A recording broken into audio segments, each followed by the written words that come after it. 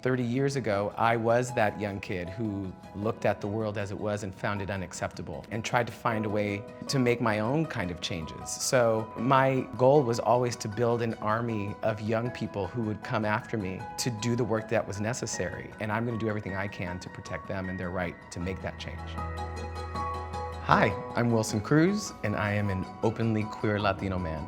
I am an actor and activist, so I like to combine the two and say I'm an actorvist. When I was considered an LGBTQ youth, we were in the middle of our own pandemic, and our elders and the people who were fighting for my rights were dying in numbers that were heartbreaking. People like Vito Russo, who founded GLAAD and ACT UP, who created the activist movement that I joined, really created the world that I live in, made me capable of living up to my potential. At the same time, the news, society, culture is telling you that those feelings could very well kill you. And it changes the way that you look at relationship and community. It also helped us understand that we had a responsibility pretty young to stand up, to speak out. Vito talked a lot about the power of visibility. It was a rare thing for people to come out of the closet publicly. Coming out in a Puerto Rican conservative Catholic family at the time was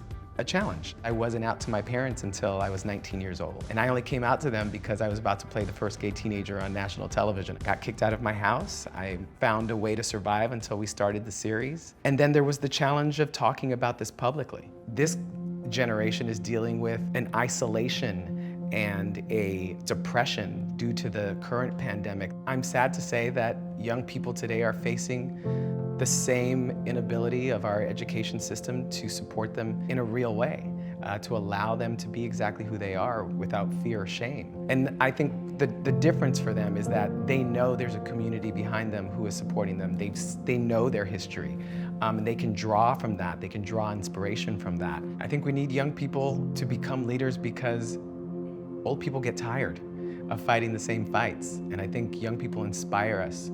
They remind us that the work isn't over. We can get very satisfied with ourselves when we win certain things. And so if you don't understand how much work needs to be done now just by looking at what's happening in Florida and Texas and Mississippi, look to young people to let you know. It's all happening at the schools. They're the ones who are living through it. You know, we get complacent, and I think young people energize us, and they energize the movement. Now that I have gray hair, it makes me feel, and I don't have any kids of my own, I feel like they're my kids.